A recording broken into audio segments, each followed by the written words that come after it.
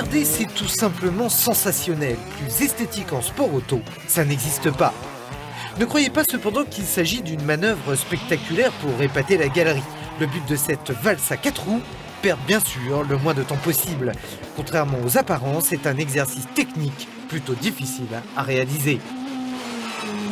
Pour cela, nous avons demandé à Patrick Magot avec la Citroën Xara Kit-Car, une 2 roues motrices, et Eric Rousset avec la Subaru Impreza GT Turbo à transmission intégrale, 2 autos évoluant dans le championnat de France des rallyes, de nous offrir une petite leçon d'épingle.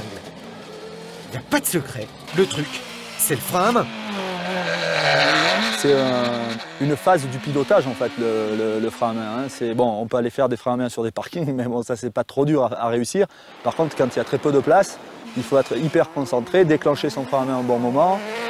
Il faut le tirer au moment où vous avez commencé à transférer les masses, c'est-à-dire au moment où vous avez commencé à braquer, que vous êtes rentré dans l'épingle. En fait, le plus difficile est de synchroniser en même temps le coup de volant et l'action du frein à main. Le petit coup qu'on donne, il faut que ça décroche l'arrière. Seulement tirer énergiquement le frein à main ne fait pas tout.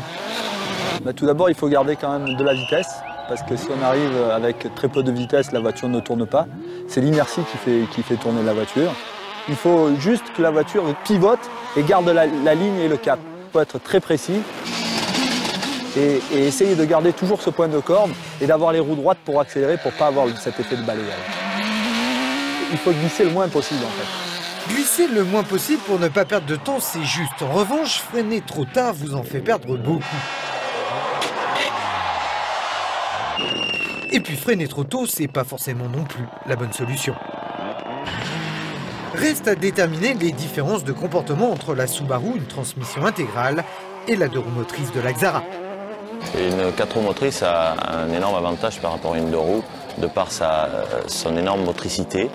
C'est-à-dire que vous pouvez accélérer très tôt, très fort, et combattre la force qui vous attire vers l'extérieur. La 2 roues motrice, vous l'aurez compris, patine davantage, s'ouvre plus et a donc du mal, dans les épingles serrées notamment, à conserver son allure.